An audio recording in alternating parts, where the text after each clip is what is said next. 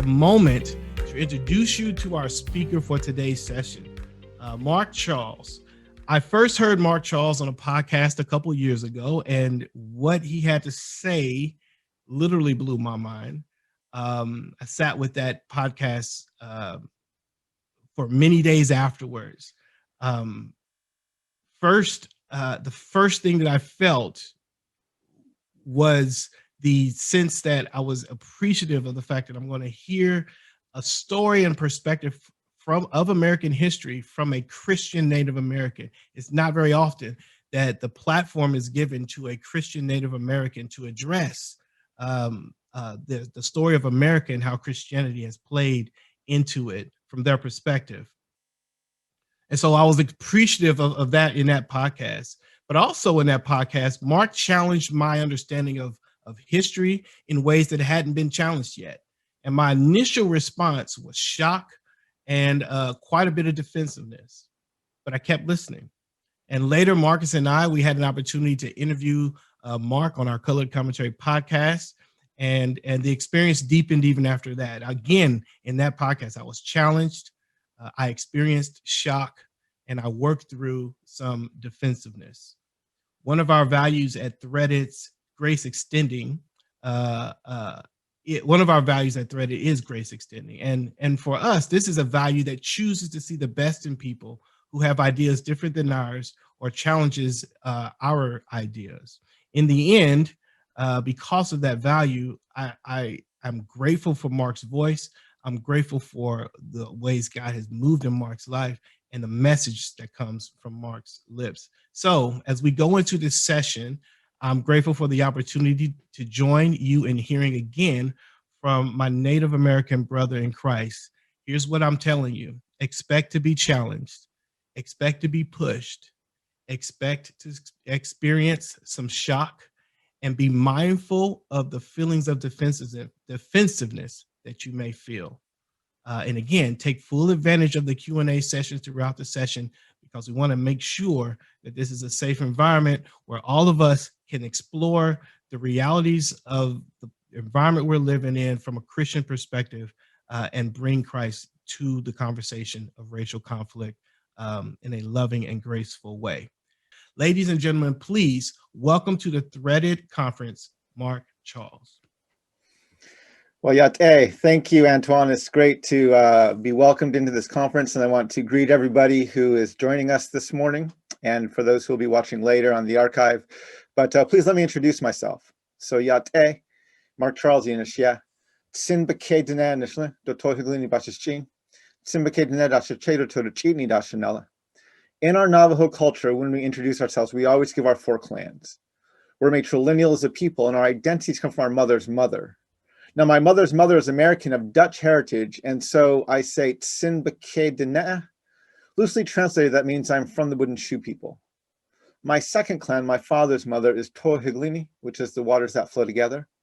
My third clan, my mother's father, is also Tsinbake Dene. And then my fourth clan, my father's father, is Todachitni, and that's the Bitterwater clan. It's one of the original clans of our Navajo people.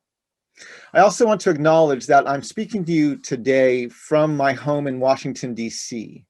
My family and I moved from the Navajo Nation, where I lived we lived for 11 years on the reservation there. And we moved to Washington, D.C. about almost 6 years ago. And these lands where I live now are the traditional lands of the Piscataway. The Piscataway are the nation that they've been living here, they've fished here, they've hunted here, they've farmed here, they've raised their families here and buried their dead here. They were here long before Columbus got lost at sea, and they are still here. I want to acknowledge their continued presence in these lands. I want to thank them for their stewardship of these lands. And I want to humbly state how honored I am and humbled I am to be living on these lands today. So, Ahehat, my Piscataway relatives, thank you for being the stewards of these lands. During our session today, and we have about 2 hours, a little less than 2 hours now, to talk about U.S. history and our current dynamics regarding race and politics and things going on both inside and outside the church. And I need to let you know that over the next 2 hours, I'm going to say some things that many of you have not heard before. I'm going to uncover some things of American history, some very unsettling truths that you may not have been aware of. And at different points throughout this presentation, you may want to walk away from your computer or even throw something at the screen. Resist both those urges. Stay engaged, stay connected. We'll get to a better place, but we really have to talk about some things we're very uncomfortable talking about, some deeply unsettling truths. And so I want to take the next 2 hours to invite you into a discussion and into a journey that is long overdue in the United States of America, and especially in the Christian church. So I'm going to share my screen so we can I can go through some slides with you. So let me get this set up right now really quick, and then we will be good to go.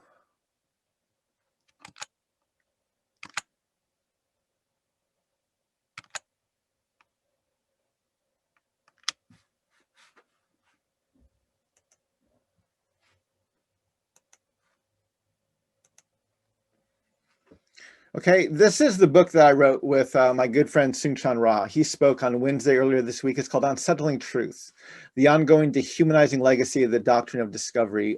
This is a book, it's filled with the bulk of all of the research that we've been doing for the past several years regarding the Doctrine of Discovery. And it's it's actually a title that's addressed to the church, but it's written so even people outside the church, people who practice different faith traditions, can still read this book and gain some insight and understanding to it. And so I invite everybody to read this book, to look at it, and to really wrestle with some of the things we lay out in here. In the bio I have here on the Threaded Conference website, you can actually find a link to purchase a signed copy of this book, both signed by Seung-Chan Rah and myself, from my website at wirelesshogan.com, and that's linked from my bio here in the Threaded Conference website. And so I welcome you to look at that book, but I want to start going through some of this history now. So let me get us going here. Over the past, well, I want to first address what's been going on in the past 2 weeks. And we've had another racial crisis in our country.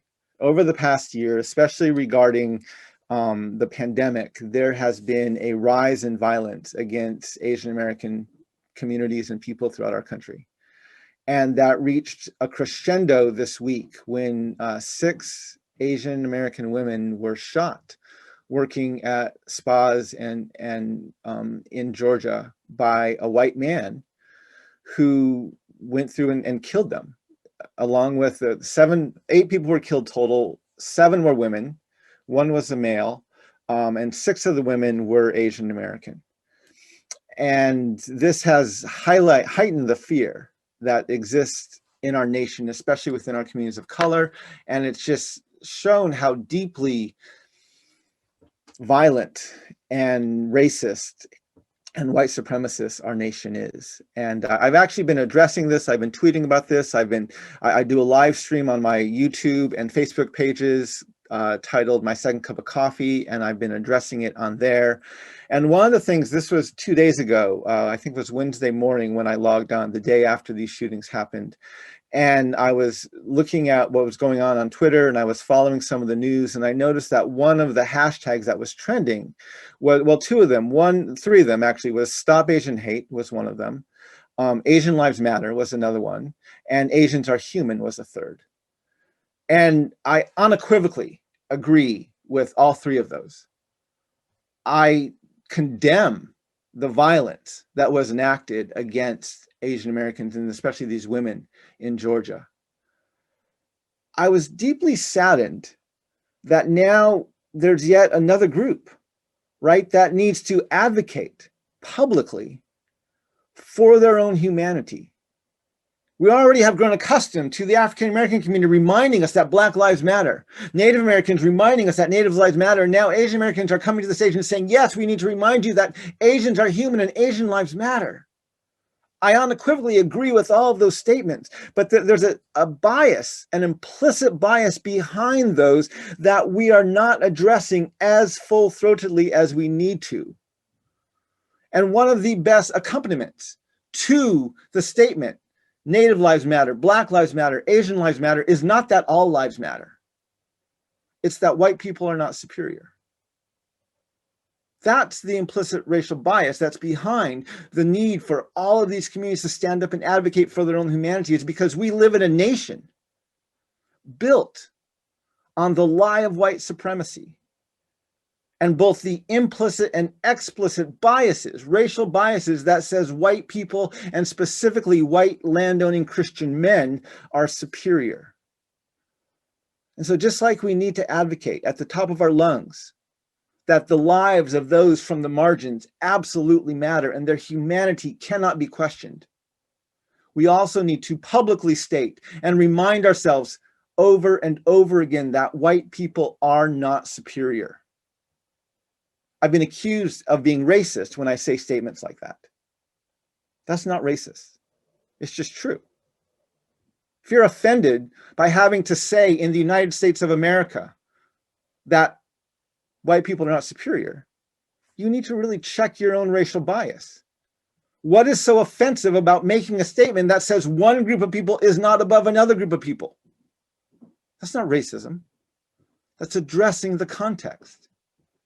That's looking at what the problem is and stating a counter truth to counter that problem. White people are not superior. We need to grow accustomed to stating that, to saying that. I'm not trying to oppress white people. I'm not trying to give them the same taste of their own medicine. I'm merely stating a fact, which is white people are not superior. We just have to learn how to acknowledge that publicly, because so many things about our context, so many things about our history, so many things about our laws, so many things about the foundations that we are standing on as a nation, so many things about the teachings of Scripture that the heresies we put into our churches say the exact opposite. So we need to remind ourselves of the truth. White people are not superior. Doesn't matter what the Declaration of Independence says, doesn't matter what the Constitution says, doesn't matter what the Supreme Court states. We just have to get used to saying that over and over and over again until we can actually fix the foundational level problems that we have. Now, you may be asking, what does this have to do with the doctrine of discovery? Well, I want to walk us through some history. I want to help us understand how the doctrine of discovery actually emerged out of the Christian church. How did the Church of Jesus Christ get from his teachings, which said things like to love your enemies and to pray for those who persecute you? How did we get from that to a doctrine that literally said that the church can kill people who don't look like, act like, speak like, sound like, or behave like, or worship like they do? To understand this, we have to go all the way back, not just back to the teachings of Jesus, but even back further into the understanding of the Old Testament of land covenant. The people of Israel had a land covenant with the God of Abraham. Their land covenant stated that if they obeyed God, he would bless them. And if they disobeyed God, he would remove them from their lands and even judge them. If we look in Deuteronomy chapter 30, as the people of Israel were about ready to go into take possession of their promised lands, they were reminded in the scriptures. They were told that God would bless them in the land, whether they go in to possess it. But if their hearts should turn away and they do not obey and they worship other gods, they will surely perish out of the good land, whether they are passing over this river to possess it. The people of Israel had a land covenant with the God of Abraham. And the land covenant gave them a barometer of prosperity. Basically, it said that when they prospered, they could have a fairly good idea, a fairly good sense that they were obedient and they were being blessed by God. When they were not prospering, if they were in exile, if they were removed from their lands, if their families were not well fed, if their borders were not secure, they could take that as a sign that there was something amiss in their relationship with God. Their land covenant created a barometer of prosperity, which was one of the measures that they could use to gauge how well they were doing in their relationship with God. Now, Jesus came into the world at a time when the people of Israel were not prospering. They had not heard from God or one of his prophets in hundreds of years. They were under the oppression of the Roman people. And they were waiting for a Messiah to come and return them, to restore them to the greatness that they had achieved under the kingdom of David and the reign of Solomon. Now, Jesus knew that he was coming as a Messiah into the Jewish history. And he knew that there was this level of expectation upon him.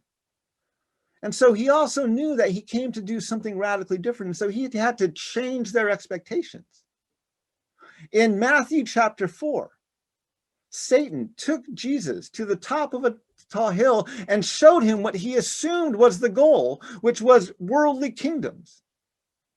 And he said to Jesus, if you bow down and worship me, I will give you the kingdoms of the world. Jesus turned away and said, no, that's not the goal here. And he resisted that temptation. Right? Jesus was coming as the Messiah, but he was not coming to establish an earthly kingdom. Yes, he was the Son of God, but he entered this world to a poor family, grew up as a refugee in Egypt, was born in a barn. Yes, he was the Messiah, and angels announced his arrival, but they were singing to a group of shepherds. Jesus was trying to change the expectation of what the people were expecting out of their Messiah. In Luke chapter 7, John the Baptist, who was heralding the coming of the Messiah, he actually is in jail, and he hears reports that Jesus has been raising the sons of widows from the dead and healing the servants of centurions. This so troubles John because it's not the picture of a military imperial Messiah that he was expecting, that he sends his disciples to question Jesus and says, hey, are you the one we're expecting, or should we look for somebody else? Because what you're doing is not what we expect a Messiah to be doing. And I love Jesus' response, right? He basically turns around, he heals more of the sick, gives sight to more of the blind, raises more people from the dead, helps more poor and widowed people. And he says to John's disciples, go back and tell your master what you've seen. And blessed is the man who does not stumble on my account. He rebukes John the Baptist. This is who I am, and this is what I'm doing. Either get on board or get out of the way. In John chapter 6, Jesus has just fed the 5,000, right? They take the lunch from a small kid and they feed 5,000 people with a few loaves and a few fish. The people are so excited that they come to make Jesus their king by force. But Jesus walks away. He did not come to establish an earthly kingdom. In Mark chapter 8, he's with his disciples. He's on top of a hill, and he's teaching to them. And he asked his disciples, who do the people think I am? They say, well, some think that you are an Old Testament prophet. Others think you are Elijah. And others think that you are one of the old prophets come back. You are John the Baptist who's come back. And he says, well, who do you think I am? And Peter, who's always very vocal, stands up and says, you're the Messiah. Jesus hears his response, but he doesn't congratulate him. He doesn't say, great, you got it. Let's go forward and proclaim this. No, he actually tells Peter, shh, don't tell anybody. And then he begins to teach them something they did not expect. He teaches them that the Messiah, the Son of Man, who they properly identified was who he was actually going to be persecuted and even crucified. Now, this so offended Peter, because this was not the image he had of the Messiah, that he actually pulled his own teacher aside and began to rebuke him. And Jesus, when he sees the disciples watching this, he turns to Peter and says, get behind me, Satan. You are not on the side of God, but of men. He then goes on to teach them that not only will he be persecuted as the Messiah, but they, his disciples, will also be persecuted. In Luke 21, he says, they will seize you and persecute you. They will hand you over to synagogues and put you in prison. You'll be brought before kings and governors, all on account of my name. Everyone, he said, will hate you because of me. See, Jesus was beginning to change their expectations of what the Messiah was, and even begin to give them a new and a different barometer. In Matthew chapter 5, he said to them, blessed are you, not when you prosper, not when your borders are secure, not when you're well fed and strengthened. He said, blessed are you when people insult you, persecute you, and falsely say all kinds of evil against you because of me. Rejoice and be glad, because great is your reward in heaven, for in the same way they persecuted the prophets who were before you. Jesus is giving his disciples a new barometer. No longer would land covenant and prosperity be their barometer for their relationship with God. They would know they were doing well in their discipleship when they were persecuted, when they were neglected, when they were silenced, when they were lied about. That's when they would know they were on the right track. Now, this obviously doesn't fit well with the disciples. And again, Peter goes on to rebuke Jesus. In Mark chapter 9, the disciples are out and they find this man who's been driving out demons in the name of Jesus. And they told him to stop, and they come and report this to Jesus, and they're pretty proud of themselves. Hey, we found this guy, he was casting out demons, and we told him to stop because he wasn't one of our group. And Jesus gives them a warning. He says, don't tell them to stop. I tell you, anyone who gives you a cup of water in my name will not lose their reward. But then he goes on, he says, if you cause one of these little ones who believes in me to sin, it would be better if you tied a millstone around your neck and jumped into the ocean. He said, if your hand causes you to believe you're better than someone else, cut it off. It's better to enter life maimed than with two hands to be thrown into hell. If your eye causes you to believe you're better than someone else, gouge it out. It's better to go into life blind than with two eyes to be thrown into hell. Jesus saves his starkest warnings, his most explicit threats, not for the teachers of the law, not for the sinners and the tax collectors and the prostitutes, not for the Roman emperors and leaders and military who are oppressing them. He saves his most dire threats, his most explicit threats for his disciples when they start believing that because they're with Jesus, they're somehow better than other people. In Mark chapter 14, we see Jesus praying against temptation as he's about ready to be persecuted and even put to death. The disciples are asleep. They're not following his model. And so when the persecution comes, Peter draws his sword, cuts off a servant's ear. Jesus, who's been praying, picks up the ear, puts it back on the guy, and rebukes Peter. Then all of his disciples, everyone around him, flees. And he goes on to die on the cross alone. Jesus was adamant. He actually was brought before Pilate. And Pilate doesn't want to crucify him, right? He kind of is intrigued by Jesus. And he's asking Jesus some questions and he's not getting answers. And he decides to threaten Jesus and says, don't you know I have the authority to kill you or to set you free? And Jesus says, you have no authority over me. The only authority you have is what my Father in heaven gave you. He said, my kingdom is not of this world. If it were, my servants, the angels, would fight to prevent my arrest, not my friends, my disciples. He said, no, my kingdom is from another place. Jesus was adamant all the way up to his death. He did not come to establish an earthly kingdom. He did not come to set up an imperial rule. He did not come to create a Christendom.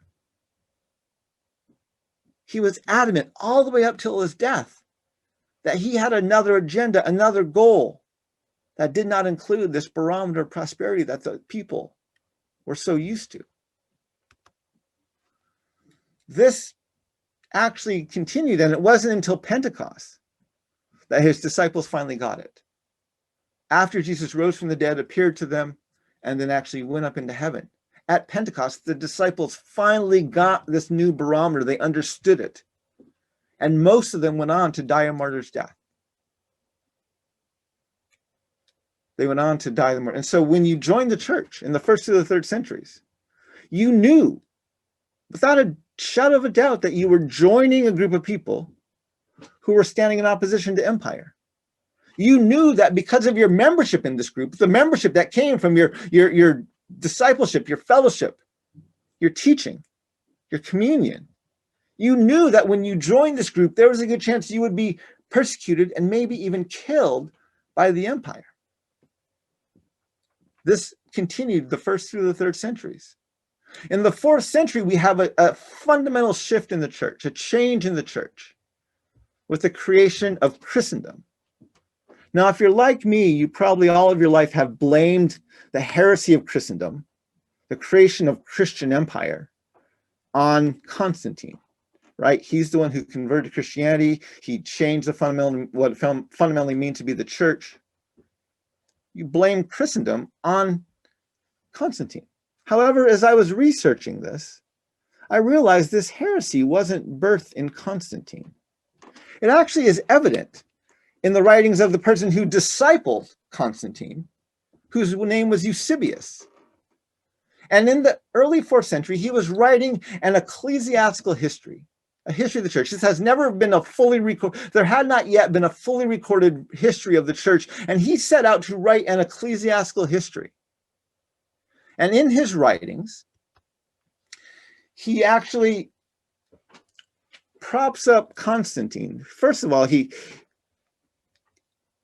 in his writings, which is this book, Ecclesiastical History, is a volume of 11 books. The first several books 1 through 5, 1 through 7, kind of lay out the history of the church, establish the divinity of Christ, and it holds up those persecuted, the martyrs, as pious followers of Jesus who are sharing in the suffering of Christ. And then in chapter 8, he introduces Constantinius, who is Constantine's father. And he talks about how he is a good ruler of Rome. And then he introduces Constantine, who he holds up as an ordained ruler established by God. Now, this is peculiar language because up until this point, it was the church, or it was the empire that was persecuting the church. And now suddenly we have Eusebius identifying a ruler of the empire, Constantine, who has been ordained and chosen by God. And so it's kind of peculiar. And then between books 8 and 9 in this volume of ecclesiastical history, there's an inserted book. It's called the Book of the Martyrs. And in this book, it talks about one of the worst persecutions in the history of the church, the Great Persecution in 303 AD. And in this book, Eusebius actually identifies and talks about this great persecution. And he acknowledges that he knew many of the martyrs personally, and that he saw some of their deaths himself. And after this book, starting in book 8 and going into book 9, we see Eusebius's change of attitude towards martyrs, which is now, instead of holding them up as the ideal, he now starts focusing on the emperors and how they can be used to end the persecution. Once the persecution touches Eusebius, he doesn't get persecuted, but he loses friends and sees the death of people around him. And he decides that martyrdom is not really for him. And so he begins propping up the emperors of Rome as ordained by God in an effort to end the persecution that was being enacted against Christians. Now, at the end of his book, if you're writing a book called Ecclesiastical History, right, a history of the church, you would assume that your book would not have a conclusion, right? Because the conclusion, the history of the church ends when the bridegroom returns. So the fact that you're writing the book is evidence that that hasn't happened yet. You're still waiting for the bridegroom to return. But if you read to the last book, the last chapter, the final end of this account of ecclesiastical history as recorded by Eusebius, you will find that his book absolutely has a conclusion. And his conclusion is the salvation that comes to Rome, not through Christ, but through Constantine. It says, the chapter is called The Victory of Constantine and the Blessings under him accrued to the whole Roman world. At the same time, they celebrated and extolled, first of all, God, the universal king, because thus they were taught. Then they also celebrated the praises of the pious emperor, and with him all of his divinely favored children. The supreme God granted from heaven above the fruit of his piety, the trophies of victory over the wicked, and that nefarious tyrant with all his counselors and adherents, he cast prostrate, not the feet of Christ, but of Constantine. You see, if you want to create a Christian empire, if you want to create a heresy known as Christendom, your biggest obstacle is Christ himself. So if you want to establish that theologically, what you have to do is you need to write Christ out of ecclesiastical history, which is absolutely what Eusebius does. His book ends with the conclusion, the salvation that comes to Rome, not through Christ, but through Constantine. And then his next books are just flat out heresy. His next book is The Life of the Blessed Emperor Constantine. Chapter 4 is titled How God Honored Constantine. Chapter 6 is titled How He Was the Servant of God and the Conqueror of Nations. Chapter 7 was titled He Conquered the Whole World. What did Satan promise Jesus if he would bow down to him? The whole world. Chapter 18 was titled How While he was praying, God sent him a vision of a cross of light in the heavens at midday with the inscription and admonishing him to conquer under that. And chapter 19 is titled, or I'm sorry, 29 is titled How the Christ of God appeared to him in his sleep and commanded him to use in his wars a standard made in the form of a cross. See, Eusebius, or Constantine, claimed to have seen a vision of God. And it was a vision that said if he went out and used a cross that he fought his wars under, he would be victorious. Now, there's another father of the church who also saw a vision of Christ, and that was Paul. Paul was on his way to persecute Christians, and Christ appeared to him, blinded him, said, "Why are you persecuting me?" Sent him stumbling into the next town and let him sit there for 3 days. Then he sent one of his servants to Paul, and he told him to go and tell Paul what? How he would now prosper as a prophet of Jesus? No, he said how much he must now suffer because he was going to be following Jesus. See, Jesus had a different barometer. It wasn't prosperity, it was suffering. And so when he called Paul to follow him, called Saul actually, before he changed his name to Paul, and to follow him, and was preparing him for the journey ahead, he didn't promise him prosperity, he promised him suffering and persecution. Why? Because that was the barometer.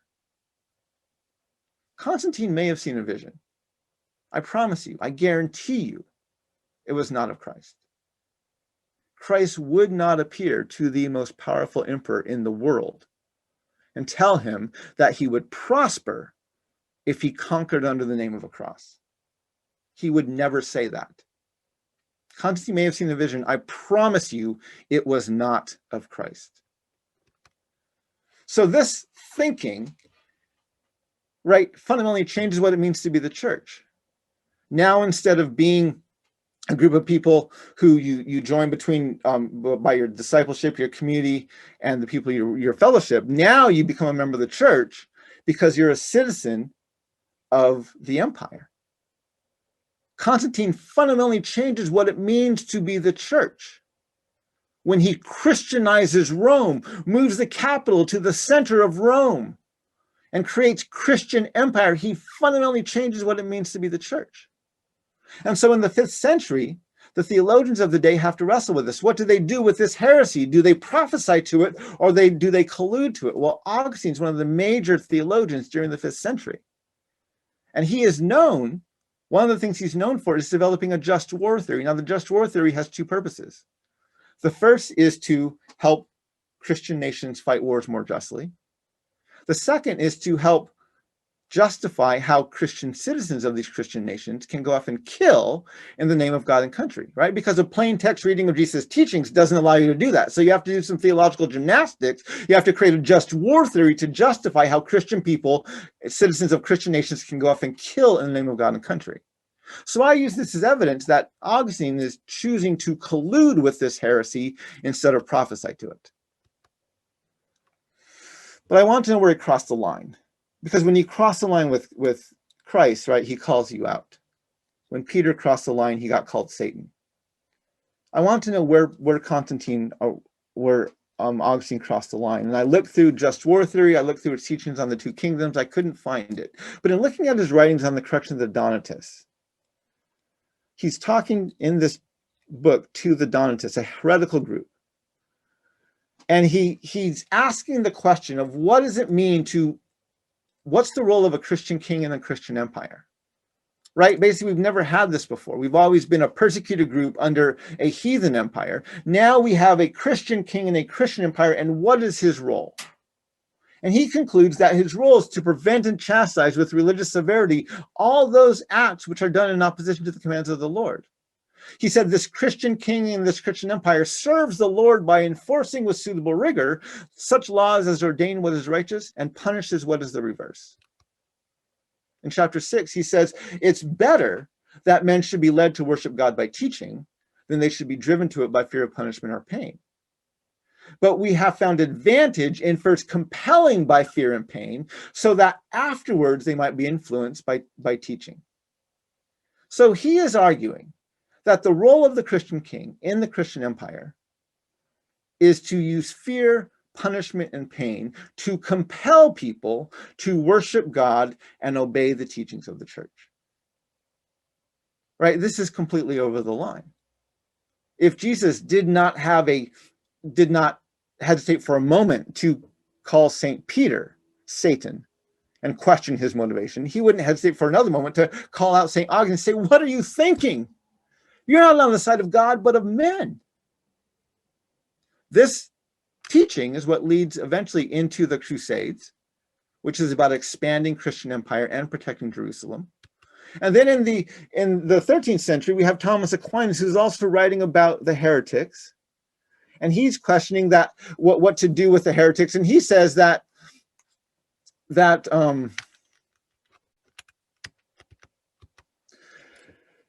it's a much graver matter to corrupt the faith which quickens the soul than to forge money which supports temporal life. He says, wherefore, forgers of money and other evildoers are forthwith condemned to death by the secular authority. How much more reasons therefore heretics, as soon as they are convicted of heresy, to not only be excommunicated, but even put to death. So Aquinas is arguing that the role of the Christian king in the Christian empire is to kill people who don't keep the commands of the church. This, of course, is what leads into, in the 13th century, we have an introduction of another word, a new category called the infidel. The infidel is a subhuman category. It's applied to Muslims, to Moors, later to indigenous peoples, anyone who doesn't worship the God of the white European Christian male. Now that we have this category of infidel, we don't even need a just war theory anymore, because now we can go to war based on our theological grounds. We're fighting the other. We're fighting the enemies of Christ.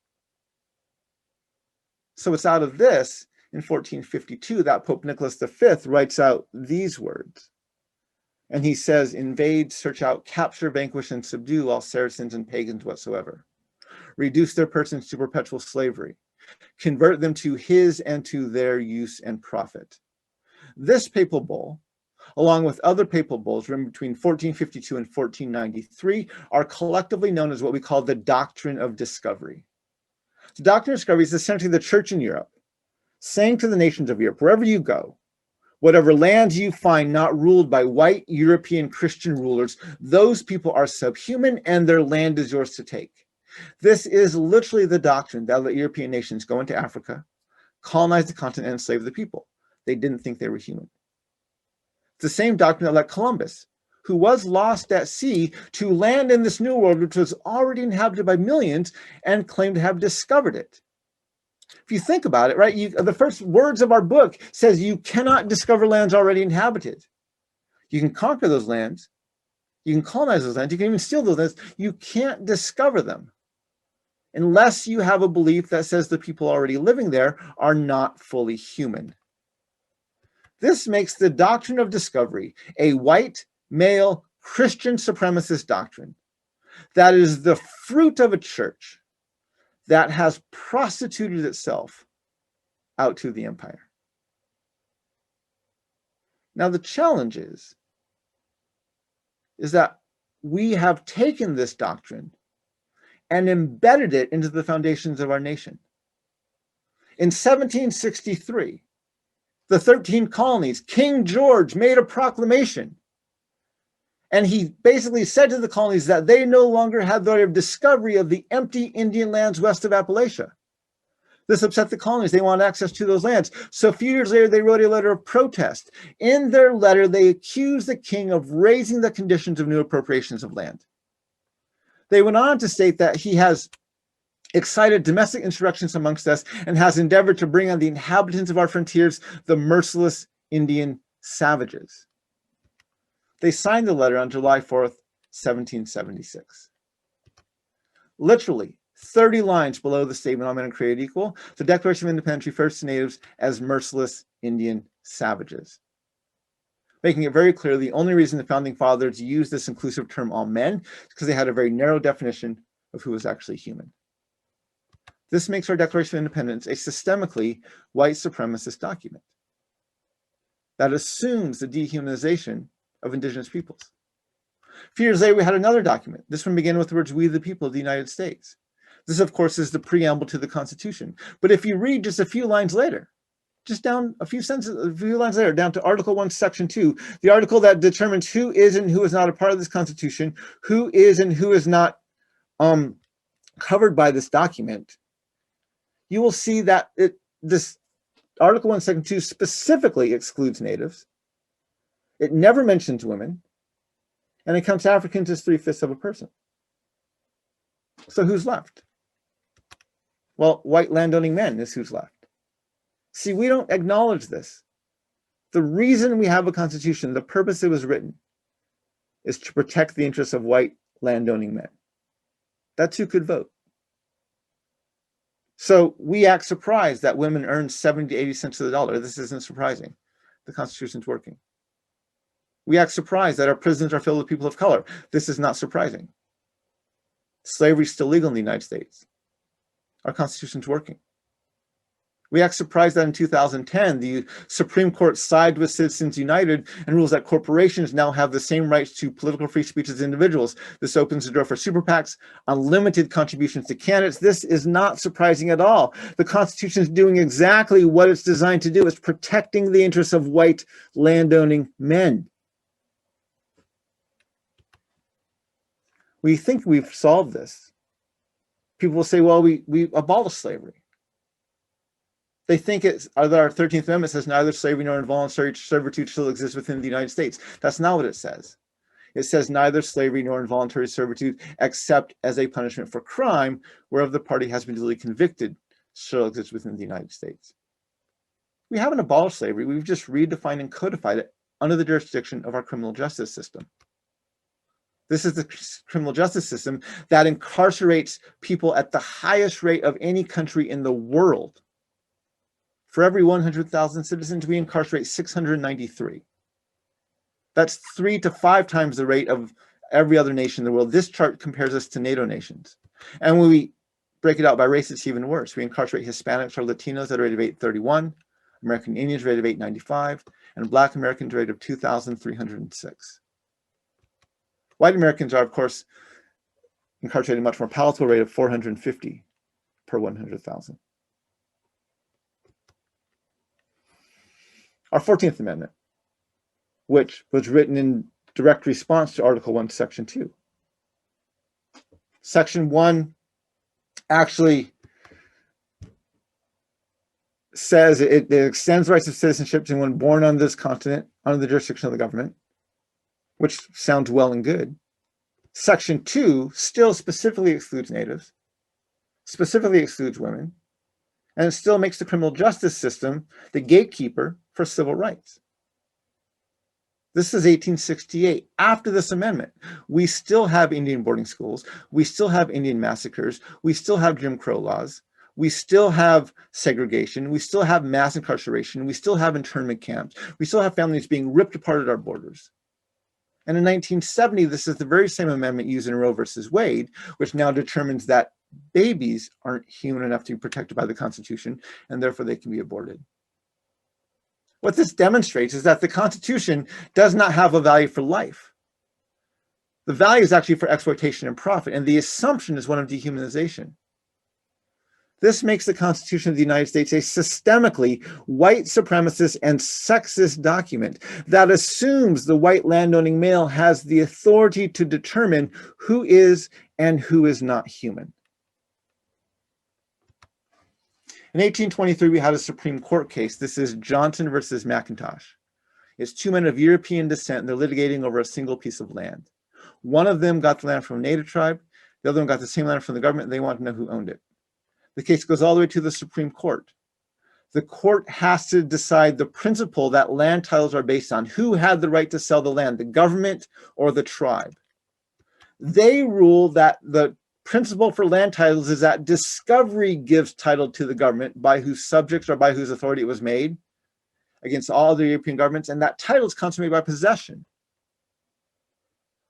They then go on to reference the Doctrine of Discovery and say that even though natives were here first, but because we are savages, we only have the right of occupancy to the land, like a fish occupies water or a bird occupies air. Meanwhile, Europeans, who are fully human, they have the right of discovery to the land, so therefore they have the true title to it. This case, along with a few others, in 1823 through 1830, create the legal precedent for land titles. Now, this precedent and the Doctrine of Discovery are referenced by the Supreme Court in 1954, 1985, and most recently in 2005. I have a TEDx talk where I talk about these cases very specifically. It's called We the People, the 3 most misunderstood words in US history. I don't have time to go through them all, this case right now, but basically I help identify how the 2005 Supreme Court case is actually one of the most white supremacist Supreme Court opinions written in my lifetime. In the first footnote of the case, it references by name the Doctrine of Discovery. It makes similar arguments made in the 1823 Supreme Court case. In 1823, they said, but the tribes of Indians inhabiting this country were fierce savages whose occupation was war and whose subsistence was drawn chiefly from the forest. To leave them in possession of their country was to leave the country a wilderness. In 2005, it said, moreover, the properties here involved have greatly increased in value since the Oneida sold them 200 years ago. It was not until lately that the Oneida sought to regain ancient sovereignty over land converted from wilderness to become parts of city like Sherrill. They're making the same argument, just not using the word savages. And they conclude that we reject the unification theory of the United Indian Nation and the United States, and we hold that standards of federal Indian law, footnote 1, Doctrine of Discovery, and federal equity practice preclude the tribe, and now they get poetic, from rekindling embers of sovereignty that long ago grew cold. This is one of the most white supremacist Supreme Court opinions written in my lifetime, and it was written by Ruth Bader Ginsburg. But isn't she the voice of dissent, fighting for the marginalized on an increasingly conservative Supreme Court? Yes, she is. The problem is when your land titles are based on the legal assumption that natives are savages, white supremacy becomes a bipartisan value. So the United States Supreme Court, to this day, is a systemically white supremacist court that as recently as 2020 has decisions based on the dehumanization of Native peoples. I have another talk out there where I talk about the McGirt versus Oklahoma, which is about land reservations in the state of Oklahoma. And one of the things that they talk about in that case is that while the state doesn't have the right to disestablish reservation lands, and while the courts don't have the rights to disestablish reservation lands, the US legislature, Congress does.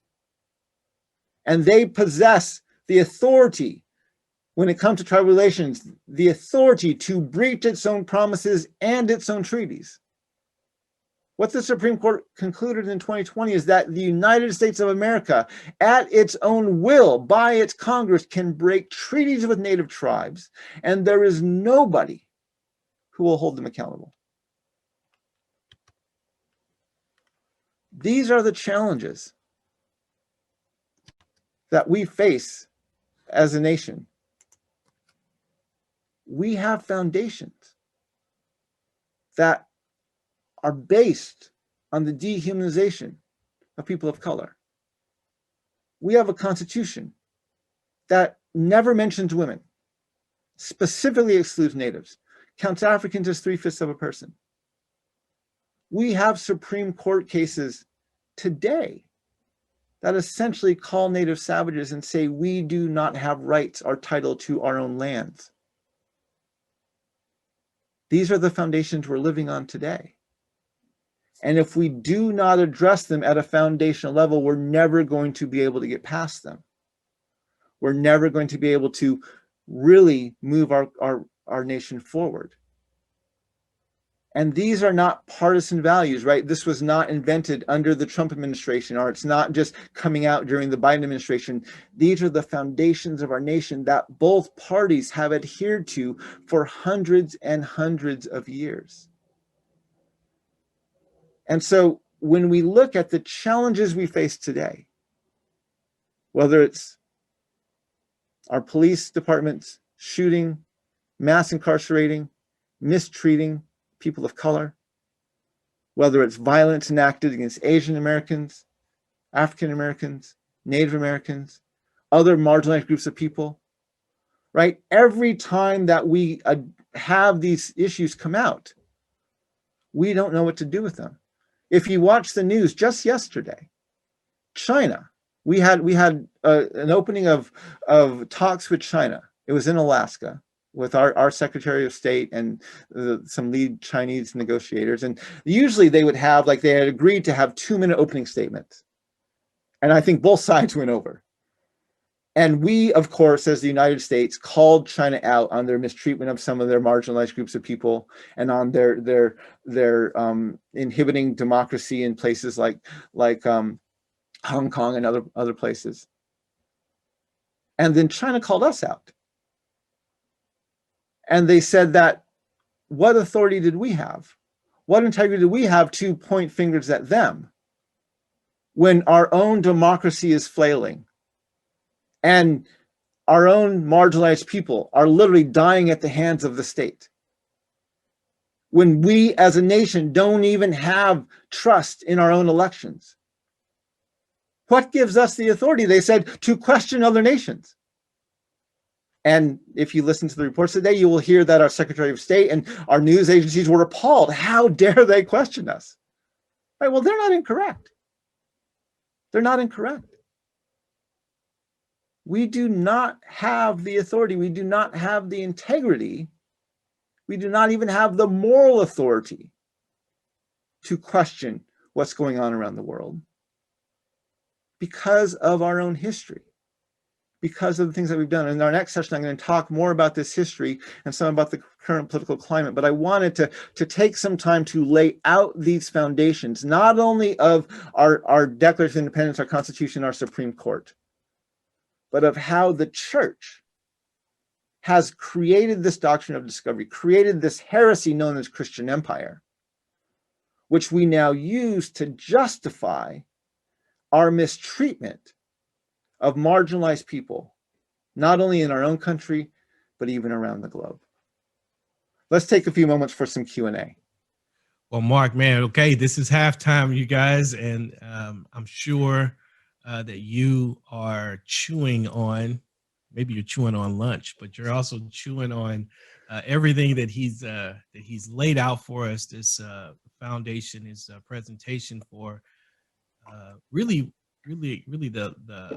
the first domino on some level of the doctrine, using the Doctrine of Discovery as the first domino to a series of dominoes that has led us in many ways to the racial environment, racialized environment that we are in even today, even now, but certainly to the front of to the start of our nation. There's a few questions. I won't do a whole lot of talk. I'll save a lot of my personal comments for after. We will be doing an after party after all of this, so I'll do that. So let's just get to the questions that came in, and then we'll grab a couple of those, and then we'll go into part 2. So the first question I